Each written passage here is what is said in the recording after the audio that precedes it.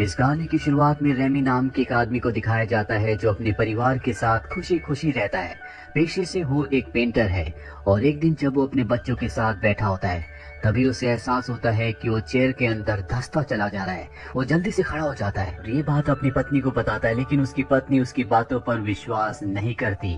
और अब रेमी के साथ अक्सर ऐसा होता है, भी वो सोफे के अंदर धंसने लगता है तो कभी बेड के अंदर। उसे समझ नहीं आता कि उसके साथ ऐसा क्यों हो रहा है। अब एक दिन जब वो अपने स्टूडियो में होता है, उसके बच्चे भी वहाँ पर उसके साथ होते हैं। वो उनके साथ टाइम पास करना शुरू कर देता है, जिस दौरान वो पानी के टैप को बंद करना भूल जाता है और तभी उसके स्टूडियो में पूरी तरह से पानी भर जाता है। वो अपनी पेंटिंग्स को बचाने की कोशिश करता है, लेकिन अचानक से वो पानी के अंदर डूब जाता है। बड़ी मुश्किल से वो पानी से बाहर आता है, लेकिन अब वो उस जगह पर नहीं होता जहाँ वो डूबा था, यानी कि वो अपने स्टूडियो के अंदर नहीं है बल्कि नदी के बीचों बीच खड़ा है जहाँ पर चारों तरफ पहाड़ और जंगल हैं। वो देखता है कि इस दुनिया में 3 सूरज हैं। इससे उसे साफ साफ समझ में आ जाता है कि ये अर्थ नहीं बल्कि कोई और दुनिया है।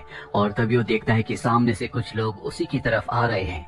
इससे पहले कि वो ये पता लगा पाता कि वो कौन है, कोई उसे पानी के अंदर खींच लेता है और जब वो ऊपर निकलता है तो वो अपने स्टूडियो में होता है। दरअसल उसे वापस एक आदमी ने खींच लिया होता है। वो पूरी तरह से हैरान और परेशान होता है कि वो किस दुनिया में गया था। ये सारी बातें वो अपनी पत्नी को बताता है, लेकिन वो उसकी बातों पर विश्वास नहीं करती। उसे लगता है कि ये उसका इल्यूजन यानी कि भ्रम है। रेमी से कहती है कि तुम्हारा दिमाग खराब हो गया है, तुम्हारे साथ रहना बहुत मुश्किल है। दरअसल उसकी पत्नी अपने बॉस को पसंद करती है और उससे शादी करना चाहती है, उसके साथ रहना चाहती है। रेमी की जिंदगी में सब कुछ खराब हो रहा है, ना तो अब उसका स्टूडियो बचा और ना ही उसकी पत्नी उसका साथ देने के लिए तैयार है। रेमी की पत्नी अपने बॉस को अपने घर लेकर आती है। रेमी उससे बहुत अच्छे से मिलता है, हालांकि वो जानता है कि उसकी पत्नी उसके साथ रहना चाहती है। पर इससे पहले कि वो कुछ कहती, रेमी उनसे कहता है कि मैं जल्दी घर छोड़कर चला जाऊंगा। और इसके बाद रेमी अपने परिवार के पास जाता है। वो बताता है कि मेरी पत्नी अपने बॉस से शादी करना चाहती है, उसके साथ रहना चाहती है। मुझे तुम सबकी मदद की जरूरत है। लेकिन रेमी की कोई भी मदद नहीं करना चाहता। रेमी इस बात से और भी उदास हो जाता है और अब वो किचन में कॉफी बनाने के लिए आता है जहाँ पर उसकी कैट भी होती है। और तभी उसकी कैट जंप करती है और अचानक से हवा में रुक जाती है। साथ ही यहाँ पर टाइम पूरी तरह से रुक गया होता है। रेमी को कुछ समझ नहीं आता कि यहाँ पर वक्त क्यों रुक गया। सिर्फ रेमी है जो कुछ कर पा रहा है। अगले पल वो जमीन में धंसना शुरू हो जाता है और एक सुरंग से होता हुआ वो एक बार फिर से उसी दुनिया में, उसी जंगल में जा गिरता है जहाँ पर उसने कुछ आदमियों को देखा था। ये सब जंगली आदमी होते हैं।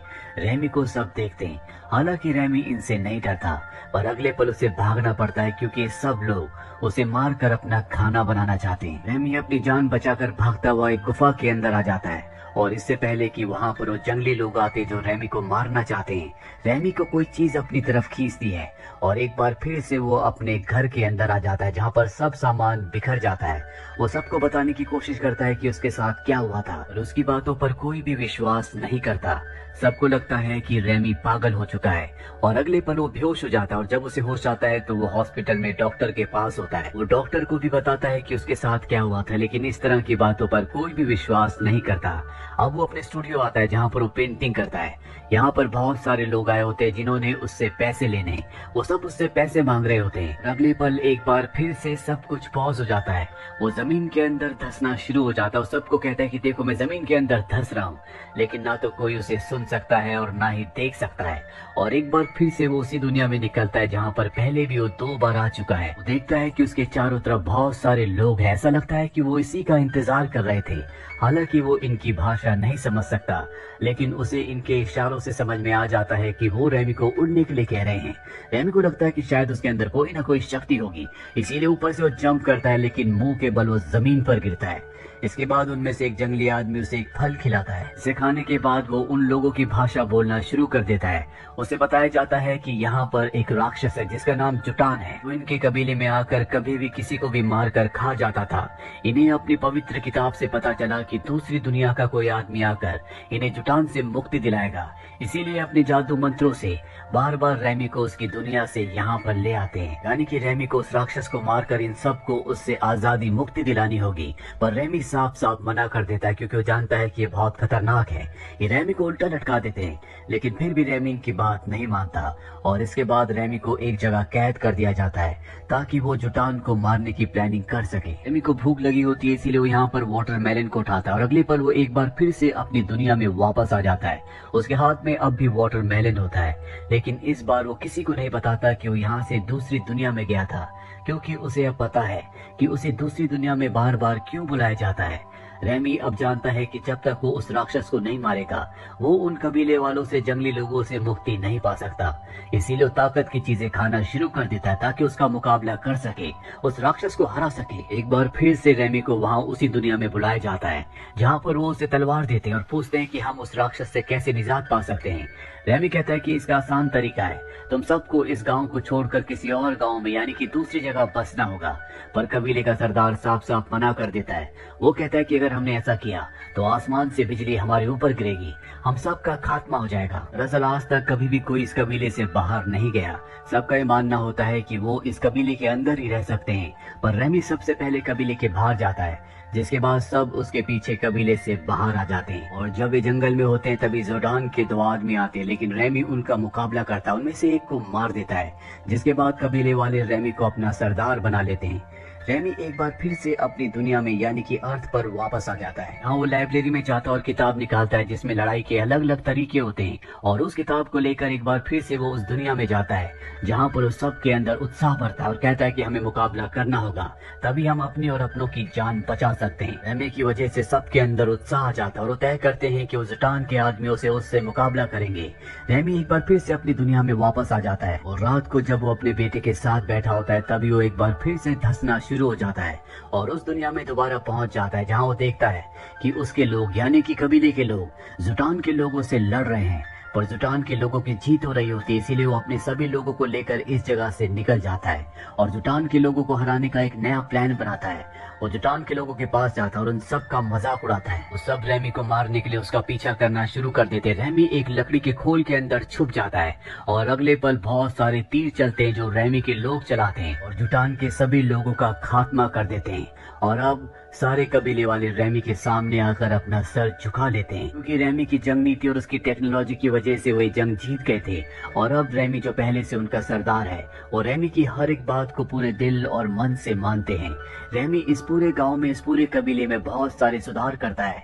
उसकी जिंदगी यहाँ पर बहुत मजे में चल रही होती है। वो इस जगह का सबसे पावरफुल इंसान है। वो जो कहता है सब वही करते हैं। पर धीरे धीरे जैसे जैसे वक्त बीतता है रेमी पूरी तरह से बदल चुका है। जहाँ पहले वो एक डरपोक इंसान हुआ करता था अब वो बहुत बहादुर हो चुका है। साथ ही वो अपनी पावर का गलत इस्तेमाल करता है, वो यहाँ के लोगों को दबाता है। शुरू में तो सब उसकी बात मानते हैं, लेकिन अब लोग भी उसके खिलाफ होना शुरू हो गए हैं और धीरे धीरे ये बगावत इतनी बढ़ जाती है कि यहाँ के लोग उसे मारना चाहते हैं। रेमी अपनी जान बचाने के लिए भागता है और इससे पहले कि लोग उसे मारते रेमी जमीन के अंदर धंस जाता है और एक बार फिर से अर्थ पर वापस आ जाता है। उसे समझ में आ जाता है कि लोगों को राजा तो चाहिए, लेकिन किसी को ऐसा इंसान नहीं चाहिए जो उन्हें दबा कर रखे। रेमी अर्थ पर एक बार फिर से पेंटर की जिंदगी जीना चाहता है, इसीलिए पेंटिंग करना शुरू कर देता है।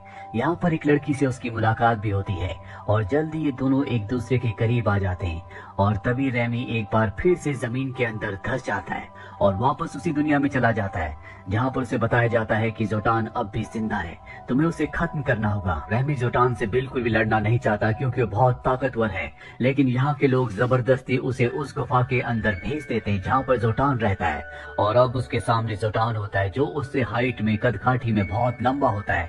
हालांकि रेमी बहुत डर रहा होता है, लेकिन उसके पास जो हथियार होता है वो जोटान की तरफ फेंकता है और उसका निशाना बिल्कुल सही लगता है। जोटान की मृत्यु हो जाती है और इस तरह से रेमी जोटान का खात्मा करके एक बार फिर से इन लोगों का हीरो बन जाता है। अभी भी आखिरी रस्म पूरी नहीं हुई। आखिरी रस्म में ये रेमी को मार देंगे।